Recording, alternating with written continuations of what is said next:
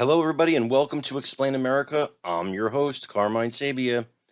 Please, before we get started, remember to like, share, comment, and of course, if you're on YouTube or Rumble, please subscribe to the channel. That's what helps us grow. We really appreciate it, and we thank you.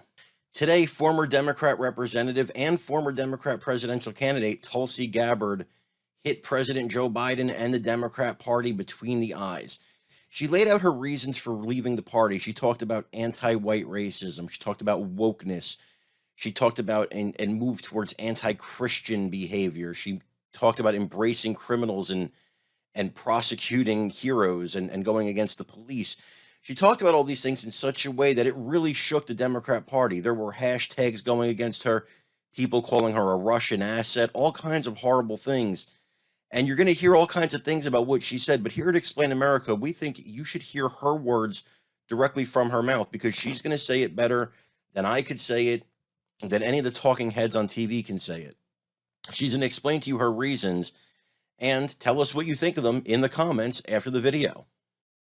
I can no longer remain in today's Democratic Party that's under the complete control of an elitist cabal of warmongers who are driven by cowardly wokeness, who divide us by racializing every issue and stoking anti-white racism, who actively work to undermine our God-given freedoms that are enshrined in our Constitution, who are hostile to people of faith and spirituality, who demonize the police but protect criminals at the expense of law-abiding Americans, who believe in open borders, who weaponize the national security state to go after their political opponents, and above all, who are dragging us ever closer to nuclear war. Now, I believe in a government that's of the people, by the people, and for the people. Unfortunately, today's Democratic Party does not. Instead, it stands for a government that is of, by, and for the powerful elite. Now, I'm calling on my fellow common sense, independent-minded Democrats to join me in leaving the Democratic Party.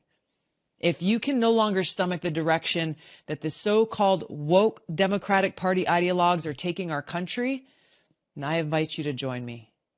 You know, I think the thing that sticks out to me the most is, what is she saying that's controversial?